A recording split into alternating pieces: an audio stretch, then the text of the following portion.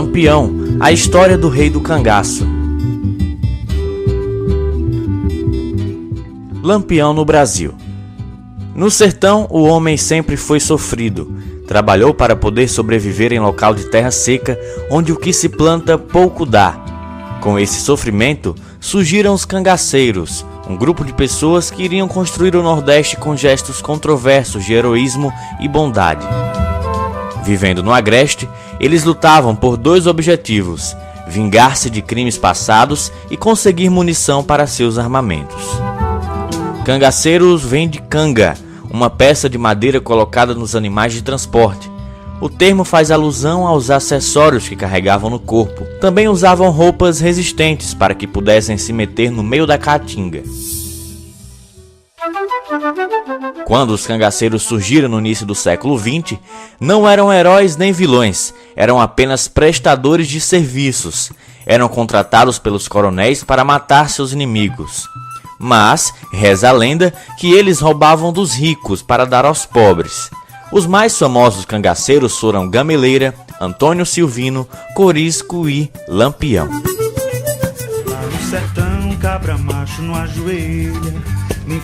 Mais conhecido como Lampião, Virgulino Ferreira da Silva nasceu em 7 de julho de 1897, na pequena fazenda dos seus pais em Vila Bela, atual município de Serra Talhada, no estado de Pernambuco. Era o terceiro filho de uma família de 8 irmãos.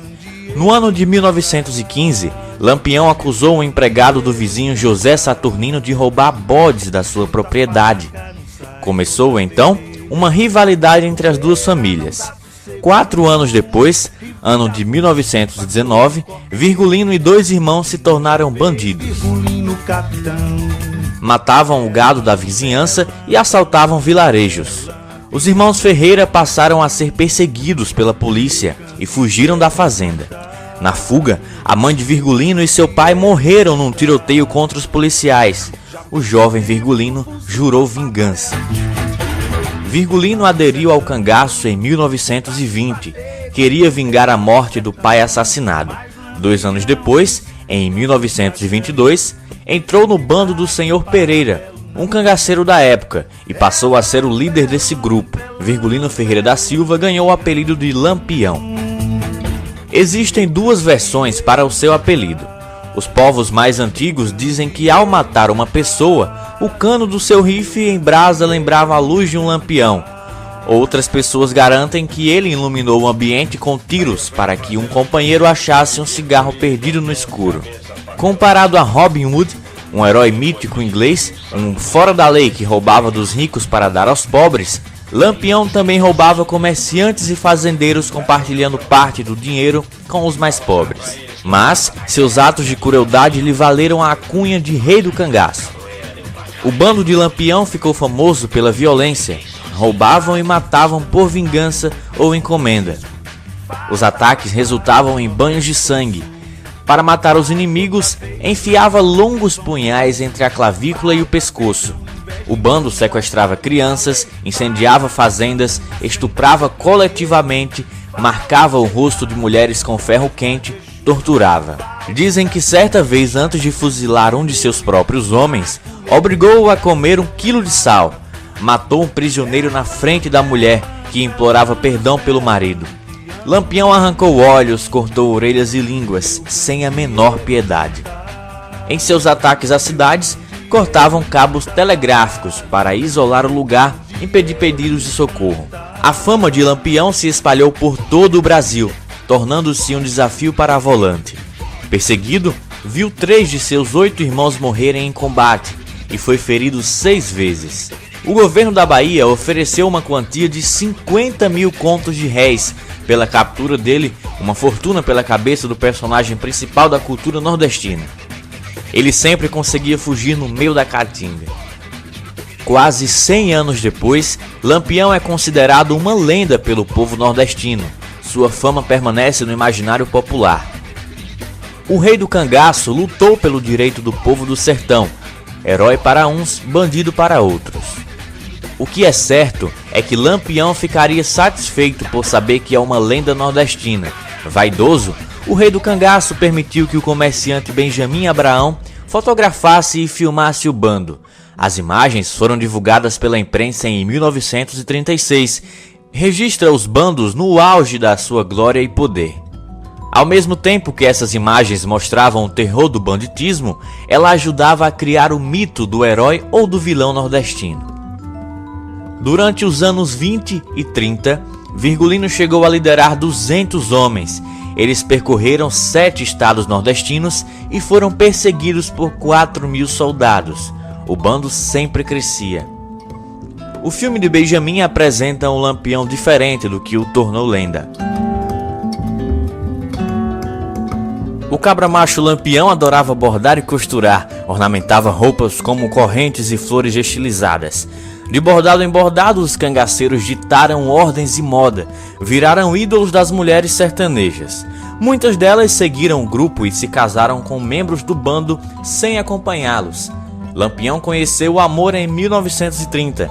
Quem rendeu o rei do cangaço foi Maria Déa, a Maria Bonita, a linda mulher de um sapateiro chamado José Neném.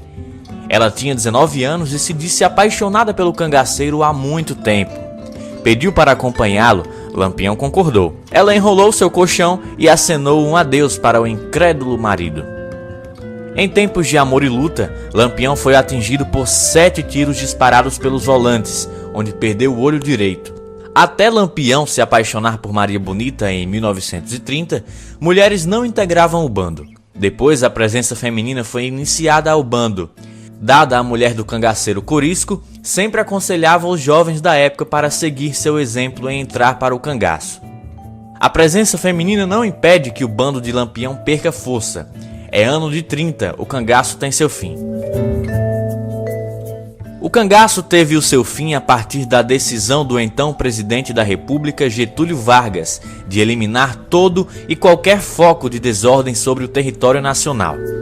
O regime denominado Estado Novo incluiu Lampião e seus cangaceiros na categoria de extremistas. A ordem era matar todos os cangaceiros que não se rendessem. Era tal época do ano. O bando de Lampião, 30 homens e 5 mulheres, estavam começando a mudar de local quando foram vítimas de uma emboscada de uma tropa de 48 policiais de Alagoas, comandada pelo tenente João Bezerra. Os policiais tinham a vantagem de 4 metralhadoras Hotchkiss. O combate durou apenas 10 minutos. Lampião, Maria Bonita e 9 cangaceiros foram mortos e tiveram suas cabeças cortadas. Maria foi degolada viva.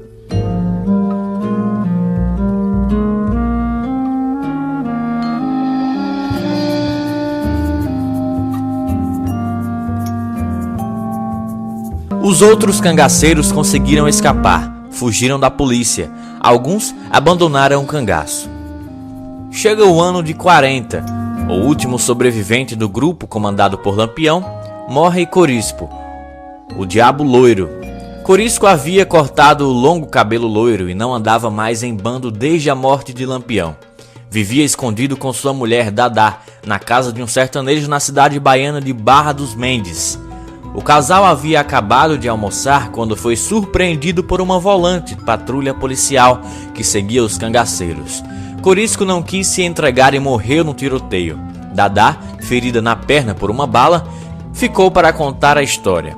Ela veio a falecer em fevereiro de 1994, aos 78 anos, na periferia de Salvador. Morre a última cangaceira do bando de Lampião, juntamente com a vinda de Dadá, morre o bando de Lampião. Lampião no país de Mossoró. Ano de 1927. Lampião invade Mossoró. O rei do cangaço invade a cidade de Mossoró, no interior do Rio Grande do Norte. Uma grande festa promovida pelo Humaitá Futebol Clube fazia ferver a sociedade de Mossoró na noite de 12 de junho de 1927. De repente, começou a correr a notícia de que o temido cangaceiro Lampião se aproximava da cidade. Em poucos momentos, o baile amarfanhou-se e perdeu graça, abalando o momento de glamour ostentado pela elite do sertão. Todos que estavam no baile, logo que sabiam da notícia, fugiam para que pudesse se esconder. Na época, Mossoró era uma das mais prósperas cidades do Rio Grande do Norte. O coronel Rodolfo Fernandes, prefeito, nos últimos dias, já havia alertado sobre o perigo do ataque do Rei do Cangaço ao município. A maioria dos habitantes, no entanto, parecia não acreditar. Tudo estava tão tranquilo que no mesmo 12 de junho, Mossoró parecia mais preocupada com o clássico entre os times de futebol do Ipiranga e o Maitá do que com a possível chegada de Lampião. Chegou o dia 13 de junho de 1927. A ferrovia de Mossoró ficou agitada já nas primeiras horas da manhã. Muita gente havia deixado suas casas em busca de refúgio em cidades vizinhas. Mossoró, que à época tinha cerca de 20 mil habitantes, vê seus filhos buscarem novos refúgios. O temor ao famoso cangaceiro não era brincadeira, mas o esvaziamento não era só fruto do pânico, era também uma estratégia da prefeitura, que havia conseguido ajuda oficial em armas e munição e planejou manter na cidade apenas os habitantes que estivessem armados. Quanto mais vazio o lugar, maior a chance de repelir o bando de cangaceiros.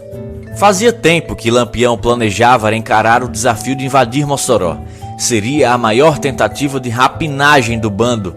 Pouco antes de chegar à cidade, Lampião enviou um bilhete chantageando a prefeitura. Nele, pedia a quantia de 400 contos de réis para não atacar o município, um valor pelo menos 10 vezes superior ao que costumava exigir em ocasiões semelhantes.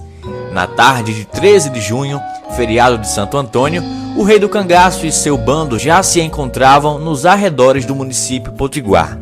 Sem resposta ao primeiro comunicado, Lampião, já impaciente, bufando de raiva, mandou um segundo aviso. A carta era bem direta. Coronel Rodolfo, estando eu aqui, pretendo é dinheiro. Já foi um aviso aí para os senhores. Se por acaso resolver me amandar, será a importância que aqui nos pedir.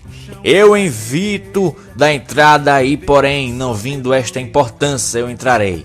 Até aí, penso que a Deus querer, eu entro e vai haver muito estrago. Por isto, se vir o doutor dinheiro, eu não entro aí, mas não resposte logo. Ele assinava Capitão Lampião. O coronel Rodolfo Fernandes e seus homens disseram não a Virgulino, para surpresa do mais temido cangaceiro de todos os tempos. A resposta do prefeito foi: a cidade tem dinheiro, mas Lampião tem que entrar para apanhá-lo. Às 4 horas da tarde daquele dia 13, caía uma chuva fina sobre Mossoró. Foi quando os primeiros estampidos de bala ecoaram. Lampião, acompanhado de seus 53 cangaceiros, avisa que chegou a Mossoró. O que Lampião não sabia era que pelo menos 150 homens armados o aguardavam na defesa da cidade. Resultado: no ataque, Lampião perdeu importantes cabras do seu bando. Colchete teve parte do crânio esfacelado por balas. E o pernambucano José Leite de Santana, vulgo Jararaca, foi capturado e em ato contínuo foi praticamente enterrado vivo. Antes disso, mesmo com um rombo de bala no peito, Jararaca conseguiu gargalhar durante uma entrevista na cadeia. O cabra de Lampião dizia que era por causa das lembranças divertidas do cangaço. Na cadeia, Jararaca virou atração pública na cidade potiguar. Quando já apresentava alguma melhora do ferimento, mesmo sem ser medicado, ouviu que seria transferido para a capital, Natal. Era mentira. Alta noite da quinta para a sexta-feira, levaram Jararaca para o cemitério, onde já estava aberta sua cova. Relata o jornalista Lauro da Escócia, do jornal O Mossoroense.